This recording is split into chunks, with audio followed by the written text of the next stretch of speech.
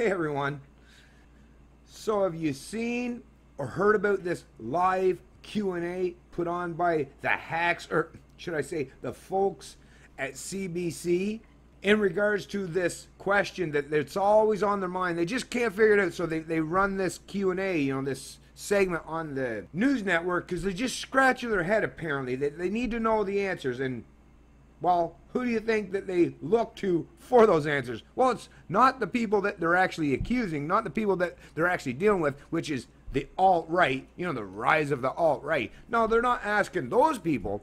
No, they're getting the opinions of people who have political or ideologically leanings or preferences that are in opposition to these alt-righters. So, I mean, you got to take with a grain of salt the kind of information that you're going to hear, the kind of rhetoric that you're going to hear. And I actually listened to the entirety, and it's 28 minutes and 14 seconds long, this live Q&A. And every single one, except I think there was one towards the very end, that could have been, I would presume, someone that would have been at least somewhat leaning towards that way, right?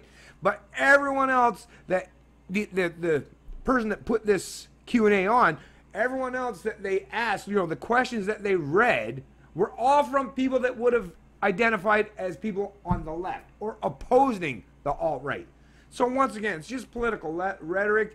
This is the kind of stuff that, and Canadians are noticing it, all you have to do is read the comments from all the people. Now this is the Twitter aspect, the Twitter, because it's on social media everywhere, but this was the Twitter feed for CBC News with the embedded video. But everyone, almost without exception, well, as far as down as I read, all the commenters that were replying to this thing was saying, hey, it's you folks in the media. It's all you leftist propagandists. It's all you collectivists. It's all you people that promote identity politics. Yeah, you leftists have started down that road, and guess what? The right-wingers, the collectivists on the right side of the political spectrum are doing the exact same thing, because they're like, oh, you want to play dirty? You want to play the collectivist game? Well, we'll do the same thing. So both of you, as far as I'm concerned, the people on the far left and the people on the far right, as with anyone else that's reasonable and has any common sense roaming around their head, yeah, I reject all of you. And anyone that cares about genuine individual freedoms and liberty should do the same thing. Deal with each person as an individual. Then you don't have to get caught up in this collective bullshit, right? Or placed arbitrarily in these fucking stupid groups or these ideologies that completely removes all nuance of what it is for you to be an individual. This is terrible. This race to the lowest common denominator, this identity politics, this collectivism, this basically governmental tribalism, yeah, it's not going to prove to be beneficial, even for those that are playing these games. Ultimately, at the end, well, we're seeing this with this cross section and intersectionality. Even those of you on the left, and some of you, well, you on the right too, you're all going to end up shooting each other in the foot and be left standing alone, or with some very vile people at your side if you keep playing this game.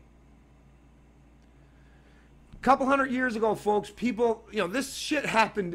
Hey, shocking revelation. This ain't the first time collectivism has reared its ugly head, or tribalism.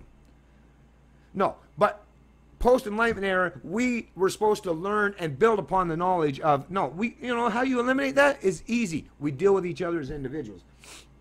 Now, it took a couple hundred years and the precedent of common law to make that a reality, or at least bring it to the forefront of reality in Western societies and Western cultures. But as we're seeing, the leftists and now some of the far right, they're trying to bring us back to the dark ages once again. And it's up to us, those of us who actually stand up for individual rights and freedom and caring about things properly, morally, philosophically, and principally legally. Because that's the other thing. When we're talking about laws, we all have to understand. Law is a representation of force, of a threat of violence towards you. So law has to be entrenched and embedded in the philosophy of liberty. Without it, once again, well, you can just use collective, preemptive, or, hey, mandatory minimum punishments to throw good people under the bus under the pretense of some political narrative or political edict. Individualism. And no, some of you people, no, it doesn't mean you have to be all by yourself. Guess what? Guess what comprises a group? Yeah, a bunch of individuals.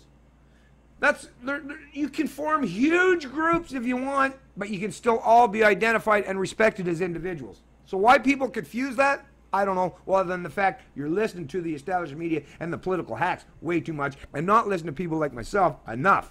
But I just wanted to, this video is not going to go long, and I'm not even going to play any of this video. I'm not going to embed it. I'm not going to take even any amount of time that I'm going to waste out of my day to edit all this shit in. I will post a link to it, and if you want to, you go ahead and watch it. Like I said, it's about 28 minutes long, and you'll see the revelations that I seen that, yeah, the media, once again, completely dominating the narrative and the politics of the day by forcing you to listen to a one-sided narrative, or giving you a constructed opinion, or at least trying to thrust that in your head without giving any countervailing or counter-narrative or opinion during that whole segment.